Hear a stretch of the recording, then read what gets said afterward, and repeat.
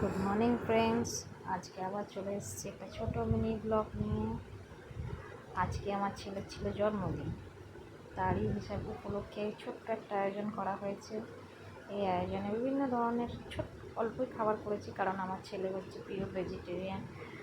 তবুও ওকে অল্প অল্প মাছ টাছ দেওয়ার চেষ্টা করি, যেহেতু আমরা বাঙালি। ও মাছ খায়, কিন্তু পনিরটা বেশি পছন্দ করে, তাই ভেজ আইটেম বেশি রেখেছি। শুধু মাছ বলতে একটু অল্প মাছ, একটাই মাছের আইটেম রেখেছিলাম ব্যাস। আর 5 রকমের ভাজা। খাওয়ার প্রতি খুবই অনীহা তার।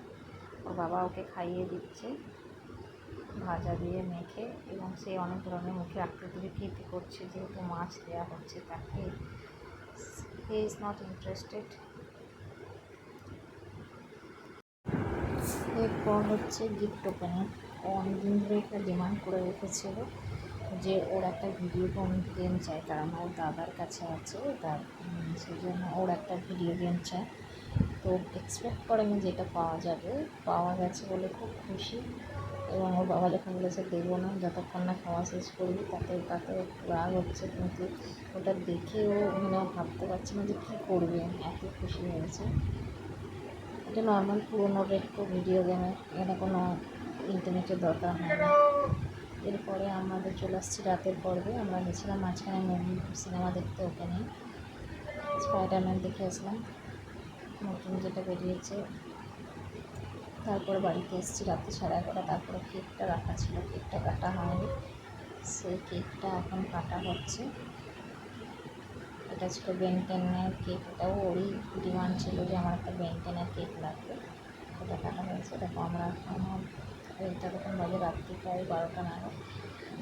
ভিডিও কলে যেহেতু ওর দাদারা ছিল, দাদার ভাই ছিল এবং মোমো ছিল, মোমো মানে জেঠিমা, তাই ফোনটা আমি ধরেছিলাম। আমরা এখানে একা গেলেও তো দাদাকে ছাড়া কাটতে চায় না, তো ঠাকুমা কেউ ছিল না,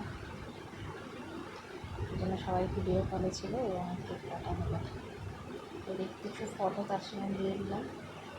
এই ফটোগুলো হচ্ছে কখনো খাচ্ছে, আমি গিফট দেওয়া হচ্ছে সেই সময়কার কিছু ফটো।